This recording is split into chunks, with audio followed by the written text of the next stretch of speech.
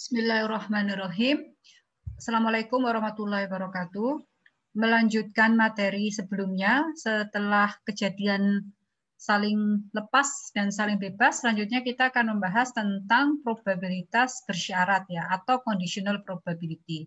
Kalau dalam pertemuan sebelumnya, kita membahas bagaimana menghitung probabilitas untuk dua kejadian yang saling bebas atau independen, yaitu kejadian yang kedua atau suatu kejadian yang tidak dipengaruhi oleh kejadian sebelumnya. Maka kita mengatakan kejadian itu kejadian yang saling bebas. Nah, untuk kejadian yang saling bebas kan kemarin misalkan probabilitasnya apa? A, kejadian pertama, probabilitas kejadian kedua B, maka probabilitas dua kejadian itu terjadi adalah probabilitas A dikalikan B.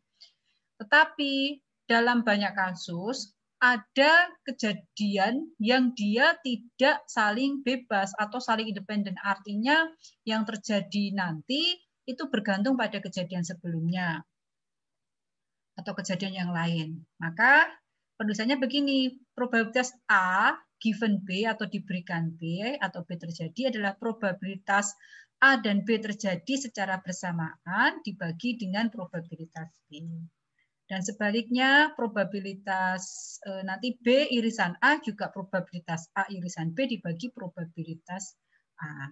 Kalau rumus ini kita pindah ya, yang ini kita pindahkan ke depan seperti ini, maka probabilitas A irisan B sama dengan probabilitas B dikalikan probabilitas A diberikan B.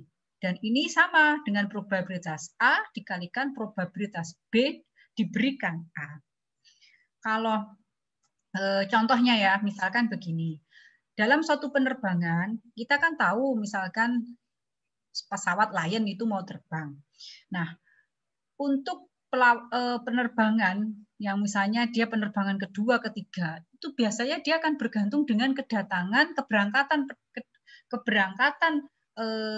penerbangan yang berikutnya itu akan bergantung dengan kedatangan dia sebelumnya. Nah, pada kasus seperti ini kita tidak bisa menggunakan asumsi atau tidak bisa menggunakan menganggap itu kejadian yang saling bebas. Misal, probabilitas suatu penerbangan berangkat tepat waktu B berangkat ya 0,83. Lalu kedatangan dia tepat waktu 0,82. Dan probabilitas bisa berangkat dan datang tepat waktu adalah 0,78. Berarti kan irisannya. Nah, carilah probabilitas suatu penerbangan. Pertama, dia datang tepat waktu, diberikan ia berangkat tepat waktu. Jadi dia bisa datang tepat waktu kalau ia berangkatnya tepat waktu. Ada syarat ya di sini. Pertanyaan kedua, dia berangkat tepat waktu kalau ia diberikan ia datang tepat waktu. Ketiga pertanyaannya, dia datang tepat waktu, namun berangkatnya tidak tepat waktu. Nah, bagaimana ini mencarinya? Nah, dia datang tepat waktu, diberikan ia berangkat tepat waktu. Nah, ia datang tepat waktu itu, misalkan probabilitas datang kita nyatakan tadi D ya. D sama dengan 0,8, berapa tadi? 0,82. Kemudian probabilitas B itu sama dengan 0,83, probabilitas B irisan D datang 0,78. Oke, benar ya. Nah, ia datang tepat waktu, diberikan ia berangkat tepat waktu. Berarti kan probabilitas ia datang tepat waktu, sebelumnya dia berangkatnya tepat waktu. Nah, berarti probabilitas dia berangkat dan datang tepat waktu dibagi dengan probabilitas dia, B-nya ya, sudah sebelumnya kan di sini, berarti ini di sini. Nah, berarti sama dengan 0,78 dibagi 0,83 sama dengan 0,94. Kemudian dia berangkat tepat waktu. Berarti dia berangkat tepat waktu, diberikan dia datang tepat waktu. Sudah sama, berangkat tepat waktu. Oke. Dibagi dengan probabilitas 0,78 dibagi 0,8 datang tepat waktu 82. Berarti berapa? Oh, di sini 0,95 atau 95%. Nah, sekarang yang ketiga, dia datang tepat waktu, tapi ia berangkat tidak tepat waktu. Nah, gimana ini mencarinya? Kalau kita kembalikan ke rumus, nah, kalau dia berangkat tepat waktu kan berangkat tidak tepat waktu. Kalau berangkat tepat waktu 0,83. Berarti probabilitas dia tidak tepat waktu berapa? Kan cuma ada dua kejadian. Ini kan Anda menggunakan konsep komplementer. Artinya komplementer ingat nggak kemarin itu probabilitas sesuatu dengan komplementernya sesuatu ya dengan komplementernya itu adalah sama dengan 1. Kan kejadian pertama ini cuma ada 2 pilihan ya, dia berangkat tepat waktu atau dia tidak berangkat tepat waktu. Nah, kalau di sini 0,83 berarti berapa probabilitas dia tidak tepat waktu? Ya 1 dikurangi 0,83, maka probabilitas dia tidak tepat waktu 1 minus 0,83 sama dengan 0,17 atau 17%. Nah, dia datang tepat waktu, tapi dia berangkatnya tidak tepat waktu. Maka probabilitas dia tidak tepat waktu kurangi D. Nah, dibagi probabilitas dia di sini tidak tepat waktu. Nah, ini gimana cara mencarinya ini? Nah, coba. Cara mencarinya bagaimana? Nah, kalau mau secara konsep, kita bisa gambarkan di sini. Ya, Anda ingat diagram Venn ya? Nah, oke, saya akan gambarkan diagram Venn. Ini kan probabilitas dia datang tepat waktu, berangkat tepat waktu. Di sini dia berangkat ya. Ini datang. Berangkatnya 0,83, di sini 0,82, di sini 0,7 kira itu 8. Nah, 0,78. Oke. Sorry, abaikan. Nah, yang ditanyakan adalah B aksen irisan D. Berarti sesuatu yang tidak B, komplemennya B, komplemen B itu yang mana? Kalau kita aksen yang mana? Semua. Semua yang di luar ini. Semua di luar B adalah komplemennya. Nah, kita gambar ya, semua. Di luar B.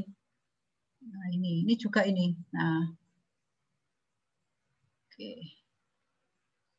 Nah, ini semua adalah B aksen. Nah, irisan dengan D. Nah, yang di luar itu yang beririsan dengan D yang mana? Yang beririsan dengan D yang ini. Nah.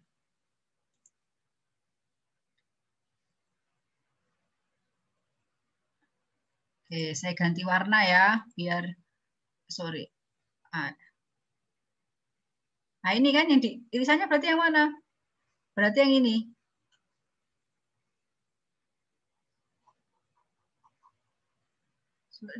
Gambarku jelek ini. Dah. Nah, ini yang diuruk-uruk ini. Nah, kalau diberikan kan begini. Inilah. Nah, ini dah, ini kan yang ini. Ah, ini B aksen irisan dengan D. Ini berapa? Berarti kan dari seluruhnya itu, dari seluruhnya D, ya kan? Seluruhnya D dikurangi, itu kan dikurangi yang di tengah ini. Berarti ini sama dengan 0,82 dikurangi 0,78 dibagi 0,82. B aksennya tadi berapa? B aksennya itu 0,17.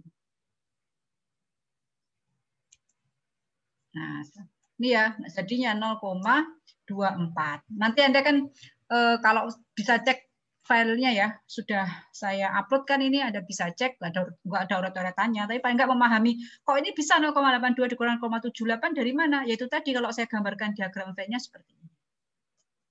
Ya. Nah, sekarang ada contoh ya, pada probabilitas bersyarat. Ini contoh sebenarnya juga sudah pernah disampaikan, tapi saya ulangi lagi. Misal ada 2 kartu diambil secara acak kan dari susunan kartu Pak tadi. 3 merah, red, dan 2 hijau. Nah, pengambilan kartu pertama adalah merah, itu adalah 3/5 ya. Saya nggak tahu, ini kan masih ada satu kejadian aja kan, cuma kartu pertama merah begitu.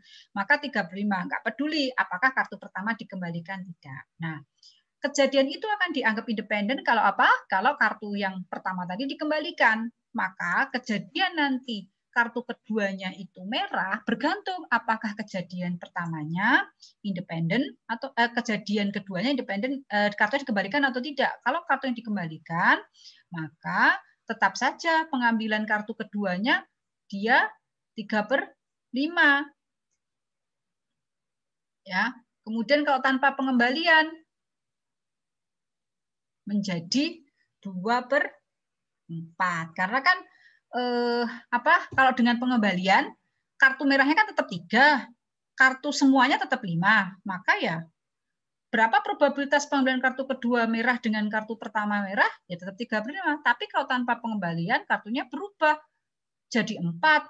Kemudian karena yang pertama itu sudah merah, ya kan? Berarti yang kedua sudah sisa ya, sisa 3 dikurangi 1, 2, maka jadi 2/4. Nah, sekarang berapakah probabilitas kartu kedua merah, kartu pertamanya hijau? Sama, kalau dia independen kan, atau dengan pengembalian, kan jumlah kartunya tetap 5, tidak mengurangi apapun. Tetapi kalau tanpa pengembalian, jumlah kartunya 4. Nah, kemudian karena yang di kartu pertamanya itu hijau ya, yang terambil hijau, berarti kan 2/5 ya. Nah, maka berapakah probabilitas kartu kedua merah? Ya 3/4, karena kartu keduanya tetap ada 3. Karena sebelumnya ditanyakan kartu pertama hijau. Nah, ini ya, untuk menyatakan mana kejadian yang independen dan tidak independen. Nah, untuk yang ini saya skip. Oke, saya skip. Nah, nanti selanjutnya kita akan membahas teorema Bayes.